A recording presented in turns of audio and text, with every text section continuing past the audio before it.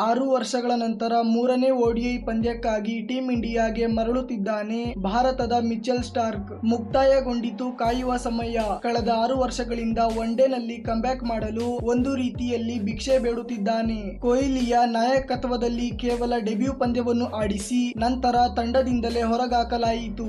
ಈಗ ಎರಡನೇ ಓಡಿಐನಲ್ಲಿ ನಾಚಿಕೆಗೇಡಿನ ಸೋಲಿನ ನಂತರ ಈ ಆಟಗಾರನನ್ನು ನೆನಪಿಸಿಕೊಂಡರು ರೋಹಿತ್ ಶರ್ಮಾ. ಮೂರನೇ ಓಡಿಐನಲ್ಲಿ ಈ ಆಟಗಾರನ ಎಂಟ್ರಿ ಪಕ್ಕಾ. ಇದರಿಂದ ಗೌತಮ್ ಗಂಭೀರ್ ಅವರು ಕೂಡ ಸಂತೋಷವಾಗಿದ್ದಾರೆ. ಏಕೆಂದರೆ ಈತ ಏಕಾಂಗಿಯಾಗಿ ನಿಂತು ಭಾರತ ತಂಡವನ್ನು ಗೆಲ್ಲಿಸುವ ಸಾಮರ್ಥ್ಯವನ್ನು ಹೊಂದಿದ್ದಾನೆ. ಹಾಗಾದರೆ ಈ ಆಟಗಾರ ಯಾರು ಮತ್ತು ಇದರ ಸಂಪೂರ್ಣವಾದ ಮಾಹಿತಿ ಏನು ಎಂಬುದನ್ನು ಈ ವಿಡಿಯೋದಲ್ಲಿ ತಿಳಿಸುತ್ತೇವೆ. ಆದರೆ ಅದಕ್ಕೂ ಮುನ್ನ ನೀವು ಕೂಡ ಟೀಂ ಇಂಡಿಯಾದ ಅಭಿಮಾನಿಯಾಗಿದ್ದರೆ ಈ ವಿಡಿಯೋವನ್ನು ತಪ್ಪದೆ ಲೈಕ್ ಮಾಡಿ. ಸ್ನೇಹಿತರೆ, ಸದ್ಯಕ್ಕೆ ಭಾರತ ತಂಡ ಶ್ರೀಲಂಕಾ ವಿರುದ್ಧ 3 ಓಡಿಐ ಪಂದ್ಯಗಳ ಸರಣಿಯನ್ನು ಆಡುತ್ತಿದೆ. ಹಾಗೂ ಇದಕ್ಕೂ ಮುನ್ನ ಭಾರತ ತಂಡ ಶ್ರೀಲಂಕಾ ವಿರುದ್ಧ ಆಡಿದ T20 ಸರಣಿಯನ್ನು 3-0 ಅಂತರದಿಂದ ಗೆಲ್ಲುವ ಮೂಲಕ ಇತಿಹಾಸ ನಿರ್ಮಿಸಿತು.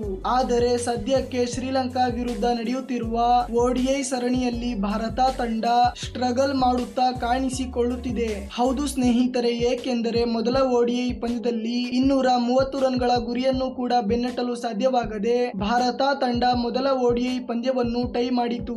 ನಂತರ ಎರಡನೇ ಓಡಿಐನಲ್ಲಾದರೂ ಕಂಬ್ಯಾಕ್ ಮಾಡುತ್ತದೆ ಎಂದು ಅಂದುಕೊಂಡಿದ್ದರೆ ಆ ಪಂದ್ಯವನ್ನು ಭಾರತ ತಂಡ 32 ರನ್ಗಳ ದೊಡ್ಡ ಅಂತರದಿಂದ ಹೀನಾಯವಾಗಿ ಸೋತಿತು. ಈ ಪಂದ್ಯವನ್ನು ಸೋಲಲು ಮುಖ್ಯವಾದ ಕಾರಣ ಭಾರತ ತಂಡದ ಕಳಪೆಯಾದ ಬ್ಯಾಟಿಂಗ್ ನ ಜೊತೆಗೆ ಟೀಂ ಇಂಡಿಯಾದ ಬೌಲಿಂಗ್.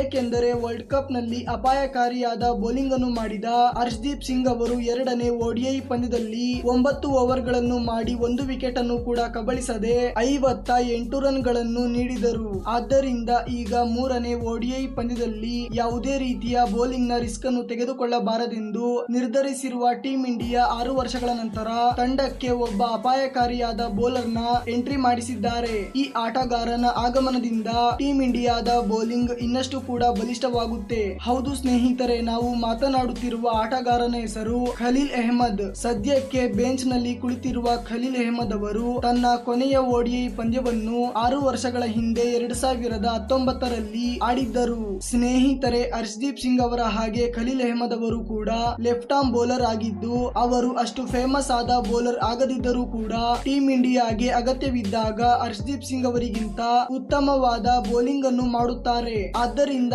ಈಗ ಹಲವು ವರ್ಷಗಳ ನಂತರ ಓಡಿಐ ಅನ್ನು ಆಡಲು ಖಲೀಲ್ ಅಹ್ಮದ್ ಅವರಿಗೆ ಗೌತಮ್ ಗಂಭೀರ್ ಅವರು ಅವಕಾಶ ಕೊಟ್ಟಿದ್ದಾರೆ. ಸ್ನೇಹಿತರೆ, ನಿಮ್ಮ ಪ್ರಕಾರ ಗೌತಮ್ ಗಂಭೀರ್ ಅವರ ಈ ನಿರ್ಧಾರ ಸರಿಯೋ ತಪ್ಪೋ, ಎಸ್ ಅಥವಾ ನೋ ಎಂದು ಕಮೆಂಟ್ ಮಾಡುವ ಮೂಲಕ ನಿಮ್ಮ ಅಭಿಪ್ರಾಯವನ್ನು ತಿಳಿಸಿ.